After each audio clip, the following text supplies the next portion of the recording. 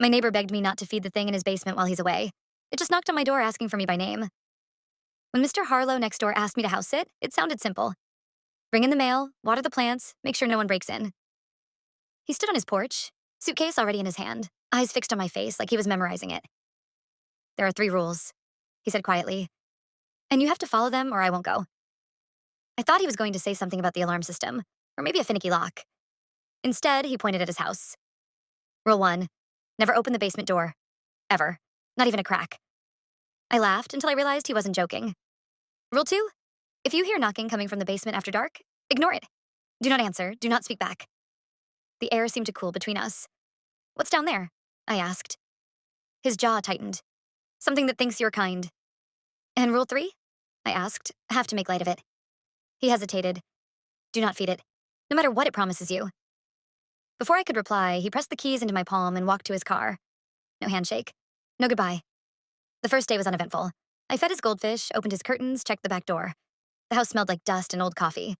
Only one door stayed closed, the basement. That night, around 11 p.m., I heard it.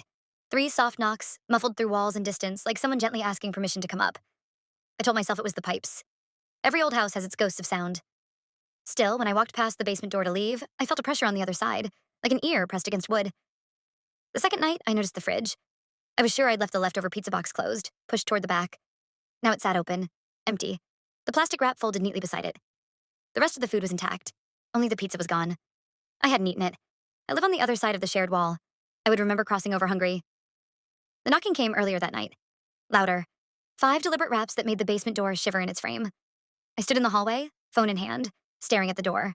A thought surfaced. Unwanted. Maybe it's hungry. Maybe if you feed it, it will stop. I backed away and left all the lights on. The third night, the knocking started the moment the sun dipped below the trees. This time, it sounded impatient, almost irritated. Between knocks, a faint dragging noise like something pacing in circles. I texted Harlow. What is in your basement? This isn't funny. No response. Just delivered. At home, I tried to sleep. The shared wall between our bedrooms felt thin as paper. Around midnight, there was a new sound. Not from the basement. From my front porch. 3 knocks. My door this time. I froze in bed. The knocks came again. Perfectly spaced. Perfectly calm. Then a voice right on the other side of the wood, gentle and hopeful. It said my name. Not the way neighbors do, clipped and casual. The way family does when they are asking for a favor they know you will grant. Please, it whispered. He never feeds me enough. But you're kind. You already broke the rules once. I realized, heart thudding, that I had left half a sandwich on Harlow's kitchen counter that afternoon. On my phone, a new message appeared from his number. I told you not to feed it.